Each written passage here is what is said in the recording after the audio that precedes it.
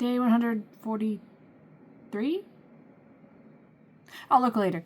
We're going to read Job 29, 30, 31, and 32. Chapter 29. Job further continued his discourse and said, "Oh, that I were as in months past, as in the days when God watched over me, when his lamp shone upon my head, and when by his light I walked through darkness, just as I was in the days of my prime, when the friendly counsel of God was over my tent. When the Almighty was yet with me, when my children were around me, when my steps were bathed with cream, and the rock poured out rivers of oil for me. When I went out to the gate by the city, when I took my seat in the open square, the young men saw me and hid, and the aged arose and stood. The princes refrained from talking, and put their hand on their mouth. The voice of nobles was hushed, and their tongue stuck to the roof of their mouth. When the ear heard, then it blessed me, and when the eye saw, then it approved me, because I delivered the poor who cried out, the fatherless and the one who had no helper. The blessing of a perishing man came upon me, and I caused the widow's heart to sing for joy. I put on righteousness, and it clothed me. My justice was like a robe and a turban. I was eyes to the blind, and I was feet to the lame. I was a father to the poor, and I searched out the case that I did not know. I broke the fangs of the wicked, and plucked the victim from his teeth. Then I said, I shall die in my nest, and multiply my days as the sand. My root is spread out to the waters, and the dew lies all night on my branch. My glory is fresh within me, and my bow is renewed in my hand." Hold on. Men listened to me and waited, and kept silence for my counsel. After my words they did not speak again, and my speech settled on them as dew. They waited for me as for the rain, and they opened their mouth wide as for the spring rain. If I mocked at them, they did not believe it. And the light of my countenance they did not cast down. I chose the way for them, sat as chief. So I dwelt as a king in the army, as one who comforts mourners. Chapter 30. But now they mock at me, men younger than I, whose fathers I disdained to put with the dogs of my flock. Indeed, what profit is the strength of their hands to me? Their vigor has perished. They are gaunt from want and famine, fleeing late to the wilderness, desolate and waste, who pluck mallow by the bushes, and broom tree roots for their food. I swear I can read. Hang on. Oh my God. Verse 4. Who pluck mallow by the bushes, and broom tree roots for their food. They were driven out from among men. They shouted at them as at a thief.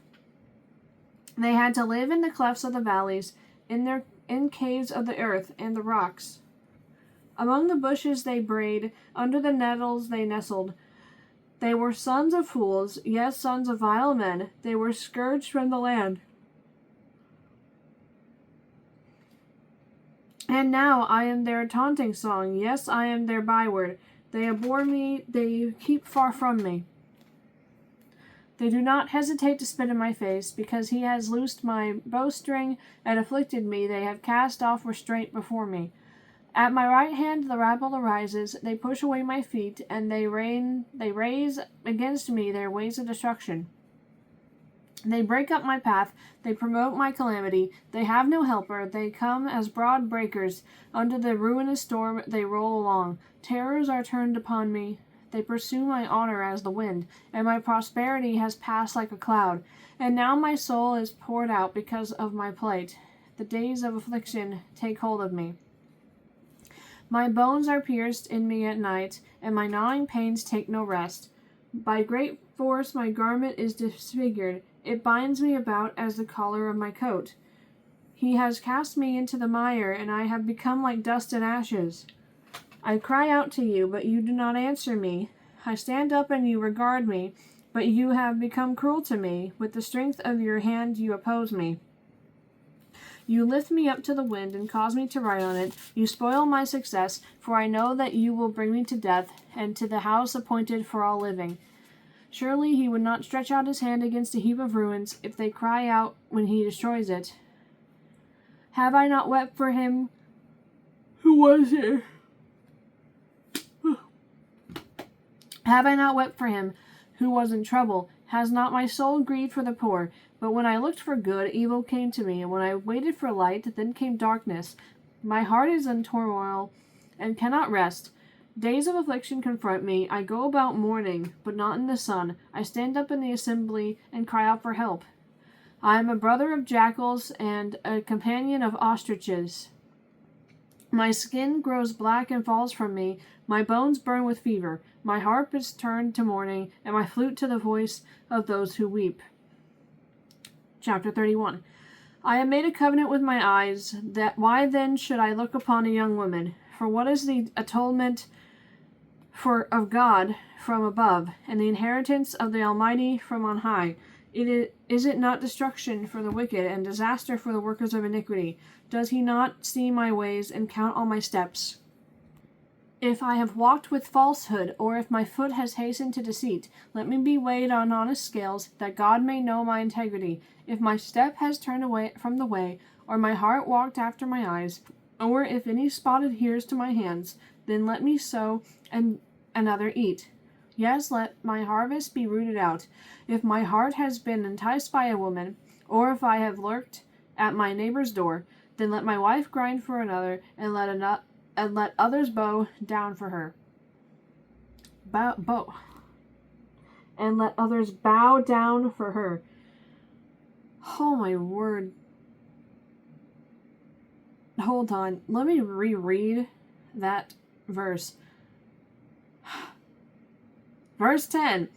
Then let my wife grind for another, and let others bow down over her. For that would be wickedness. Yes, it would be iniquity, deserving of judgment. For that would be a fire that consumes to destruction. Stop guessing words, Emily. Stop guessing words. Verse 12. For that would be a fire that consumes to destruction, and would root out all my increase.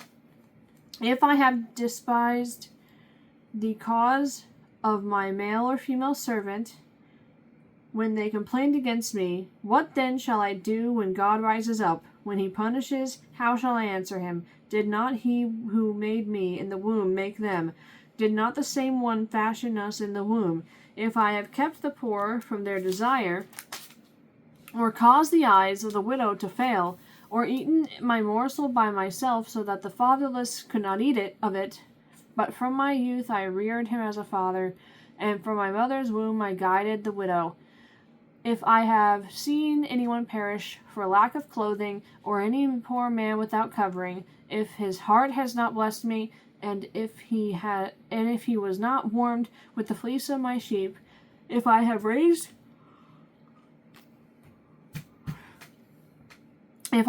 my hand against the fatherless when I saw I had help in the gate, then let my arm fall from my shoulder, let my arm be torn from the socket, for destruction from God is a terror to me, and because of his magnificence I cannot endure. If I have made gold my hope, or said to find gold, you are my confidence, if I have rejoiced because my wealth was great, and because my hand had gained much, if I have observed the sun when it shines, or the moon moving in brightness, so that my heart has secretly enticed,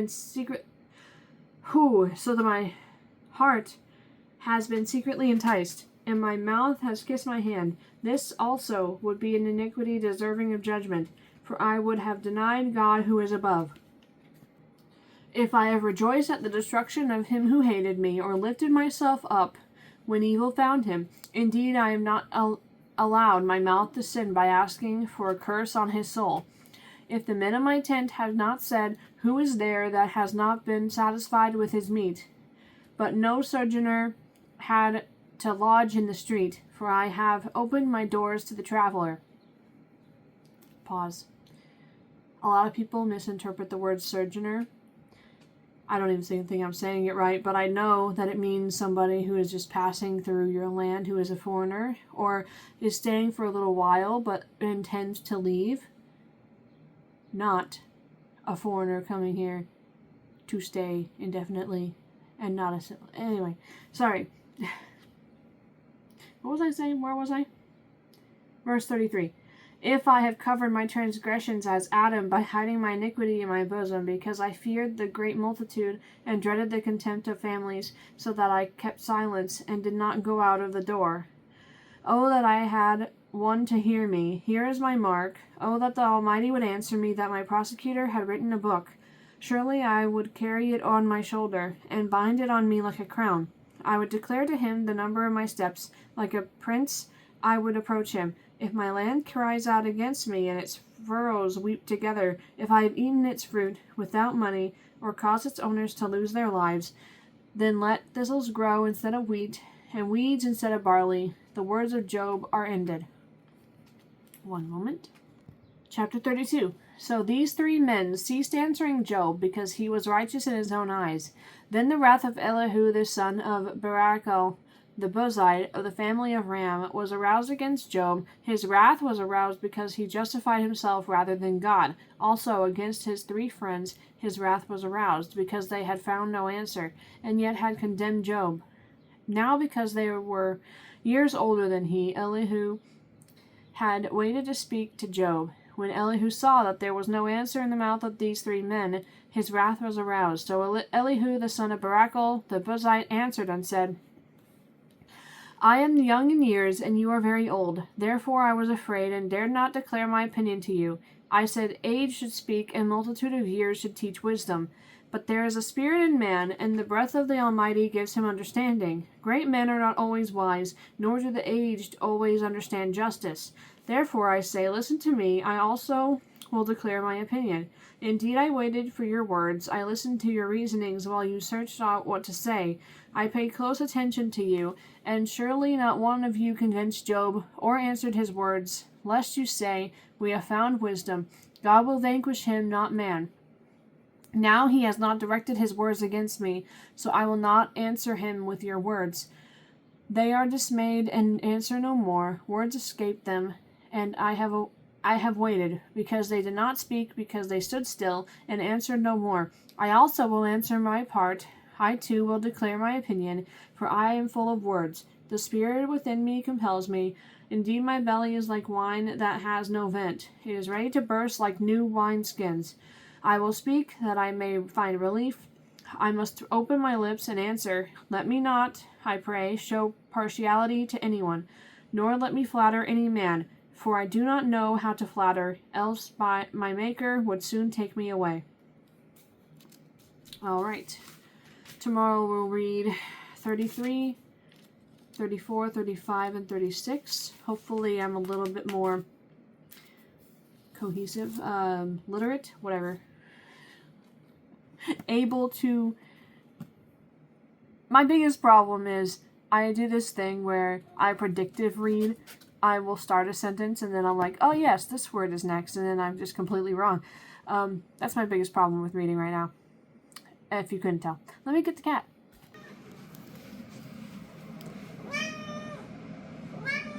Say bye. Hey, say bye. Good boy.